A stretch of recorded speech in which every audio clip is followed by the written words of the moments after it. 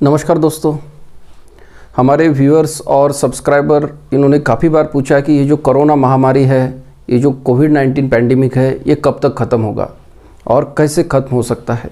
तो दोस्तों, आगे हम वीडियो में इसके बारे में बात करेंगे। आपका स्वागत है डॉक्टर प्रशांत मौर्य हेल्थ टिप चैनल पे। अभी तक आपने चैनल को सब्सक्राइब नहीं किया है तो चैनल को सब्सक्राइब कीजिए और वीडियो को लाइक कीजिए। आखिर तक मेरे साथ बने रहिए ताकि आपको पूरी जानकारी मिल सके। तो दोस्तों, अभी जो कोरोना वायरस है पूरी दुनिया में फैल चुका है और इससे करोड़ों ऑफ लोग अफेक्ट हुए हैं और लाखों ऑफ लोगों की जान जा चुकी है। तो दोस्तों, अभी ये जो महामारी है ये कब ख़त्म होगी, क्योंकि इससे क्या होगा है कि इकोनॉमी को काफ़ी लॉस हुआ है और काफ़ी लोगों की जॉब्स गई है और जो जान माल का नुकसान हुआ है उसकी कोई गिनती नहीं है। इसके केसेस दिन ब दिन बढ़ रहे हैं, हॉस्पिटल्स में बेड खाली नहीं है। तो ये कब तक कंट्रोल में आएगा और इसको कितने दिन लग सकते हैं। दोस्तों, ये जो कोरोना महामारी है, ये कोविड-19 पैंडेमिक है, ये दो तरह से ख़त्म हो सकता है। एक है हर्ड इम्यूनिटी और दूसरा वैक्सीनेशन। तो दोस्तों, ये जो हर्ड इम्यूनिटी रहती है ये नेचुरली अगर 60 to 70% लोगों को इन्फेक्शन हो जाता है तो इनमें वायरस के खिलाफ इम्यूनिटी आ जाती है।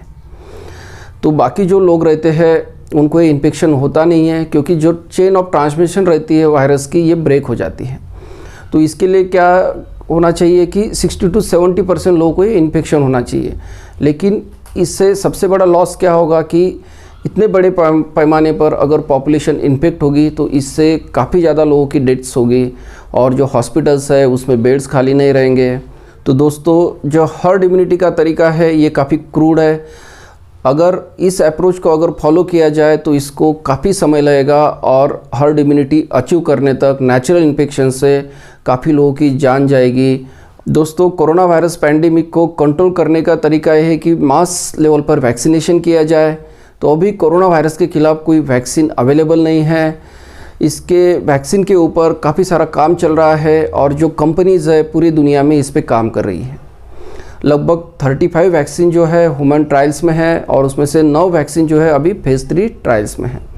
तो इससे प्रतीत हो रहा है कि दिसंबर महीने में कुछ वैक्सीन्स अवेलेबल हो जाएगी और जैसे वैक्सीन अवेलेबल होती है वैसे धीरे धीरे इसका मैन्युफैक्चरिंग करके लोगों को वैक्सीनेट किया जाए और लोगों में इम्यूनिटी आ जाएगी तो फिर इसको कोरोना वायरस को कंट्रोल किया जा सकता है।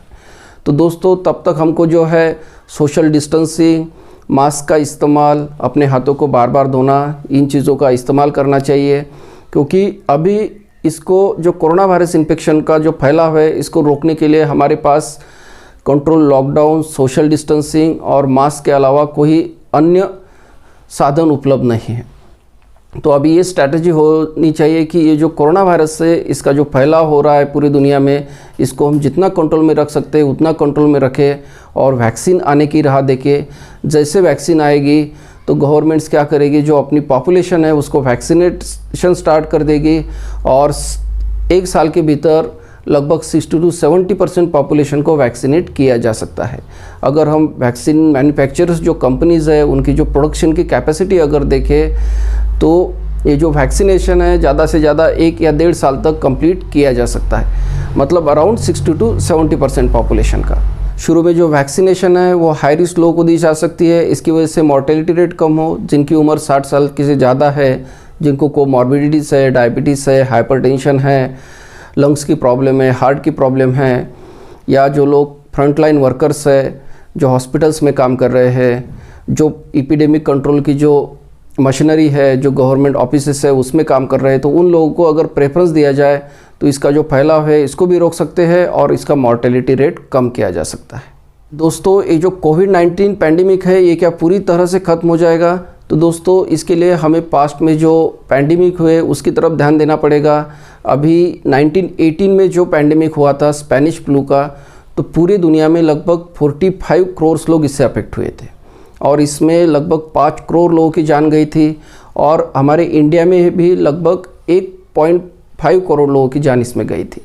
तो दोस्तों, ये जो स्पेनिश फ्लू का पैंडेमिक था ये 1918 में शुरू हुआ था और 1920 में ख़त्म हुआ था। ये लगभग 2.5 से 3 साल चला था और इसमें जो है हर्ड इम्यूनिटी आने के लिए लगभग 2.5 से 3 साल का समय लगा था। इसके बाद ये फिर पैंडेमिक जैसी सिचुएशन ये ख़त्म हो गई, लेकिन इसके बाद भी ये वायरस पूरी तरह से चला नहीं गया।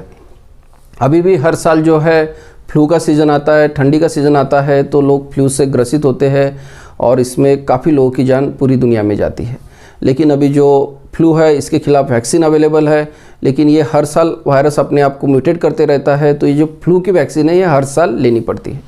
लेकिन इसके वजह से जो जनजीवन है ये ज़्यादा मात्रा में अभी इसके ऊपर ज़्यादा इम्पैक्ट पड़ता नहीं है। जो पैंडेमिक की सिचुएशन थी स्पेनिश फ्लू की, ये 2 से 2.5 साल चली थी। तो जो कोरोना वायरस से हम इसको कंपेयर करते हैं तो अगर वैक्सीन नहीं आएगी तो इसको 2.5 से 3 साल का समय लग सकता है, और अगर वैक्सीन आई तो हम इसको जल्दी कंट्रोल कर सकते हैं। इसके बाद अगर ये पूरी तरह से ख़त्म भी नहीं हुआ तो भी बाद में वैक्सीनेशन चलाया जाएगा। जैसे अभी नेशनल इम्यूनाइजेशन प्रोग्राम के अंतर्गत जो है वैक्सीन दी जाती है लोगों को, इसकी वजह से जो अन्य बीमारियां हैं उस पर कंट्रोल किया जाता है। इसी तरह से अगर इसका वैक्सीनेशन चलता रहा तो इस पर भी लॉन्ग टर्म में कंट्रोल रहेगा, और बाद में ये होता भी है तो क्या होगा, over the period of time इसके खिलाफ जो है अच्छी मेडिसिन्स, अच्छे दवाइयाँ उपलब्ध होंगी। शुरू में क्या था दोस्तों, जो कोरोना वायरस था इसके खिलाफ कोई मेडिसिन अवेलेबल नहीं थी। तो अभी 8 से 9 महीने हो गए हैं, तो अभी डॉक्टर्स को इसके बारे में काफ़ी पता चला है कि इसमें एंटी इन्फ्लेमेटरी ड्रग्स का यूज़ करना पड़ता है, एंटी प्लेटलेट्स यूज़ करने पड़ते हैं। तो दोस्तों इसमें स्टेरॉइड्स भी काफ़ी फ़ायदेमंद रहता है। इसके बाद जो एंटी प्लेटलेट्स है ये देने की वजह से जो इसके थ्रोम्बोटिक कॉम्प्लिकेशंस है, जैसे मायोकार्डियल इंफ्रैक्शन है, इसके बाद जो स्ट्रोक है, इसके चांसेस कम हो जाते हैं। कुछ एंटीवायरल दवाई आई है, इसका इस्तेमाल करके जो मॉर्टेलिटी रेट है इसको कम किया जा रहा है। तो क्या होता है दोस्तों, धीरे धीरे क्या होगा कि इसके खिलाफ अच्छी दवाई आ जाएंगी, तो इससे भी जो मॉर्टेलिटी रेट है उसको कम करने में मदद मिलेगी। दोस्तों आपने चेचक की बीमारी का नाम सुना ही होगा। ये 1980 में वर्ल्ड हेल्थ ऑर्गेनाइजेशन ने इसको ये पूरी दुनिया से इरेडिकेट हुआ है ऐसे घोषित किया था। तो दोस्तों ये 3000 सालों से ये इंसानों के साथ था, ये मानव जाति के साथ था, और ये लगभग 30% लोगों में डेथ्स होती थी इसकी वजह से। इसकी वजह से करोड़ों लोगों की, करोड़ों लोगों की जान जा चुकी है। और इसके खिलाफ सबसे पहले जो है एडवर्ड जेन्नर ने, इन्होंने 1796 में वैक्सीन तैयार की थी।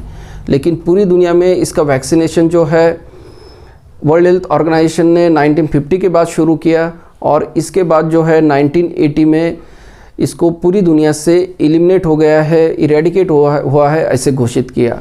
तो दोस्तों अभी पूरी दुनिया में एक भी जो है स्मॉल पॉक्स की या चेचक की केस दिखाई नहीं देती है। तो क्या कोरोना वायरस भी इसी तरह से इरेडिकेट हो सकता है, ये टाइम हमें बताएगा। लेकिन जहाँ तक ऐसे लगता है कि ये जो वायरस है ये इंडेमिक मतलब स्पेनिश फ्लू की तरह हमारे साथ हमेशा के लिए रहने वाला है, लेकिन आगे चलते ये लेस विरुलेंट हो सकता है, और इसकी वैक्सीनेशन की वजह से जो सोसाइटी में हर्ड इम्यूनिटी रहेगी उससे सोसाइटी को प्रोटेक्शन मिलेगा, और समय के साथ साथ कुछ अच्छी दवाइयाँ, कुछ अच्छे मेडिसिन इसके खिलाफ आ जाएंगे। तो ये धीरे धीरे कम विरुलेंट और इसकी जो पावर है ये कम होती जाएगी। तो दोस्तों कुछ लोग मुझे पूछते हैं कि क्या हमें पूरी ज़िंदगी भर मास्क लगाना पड़ेगा, क्या पूरी ज़िंदगी भर ये जो नियम है इसका पालन करना पड़ेगा। तो ऐसा बिल्कुल नहीं होगा, क्योंकि ये पहला पैंडेमिक नहीं है जो दुनिया में आया है। इसके पहले भी पैंडेमिक आए हैं, और इसके बाद जो जनजीवन है 1-2 साल के बाद ये सामान्य हो जाता है।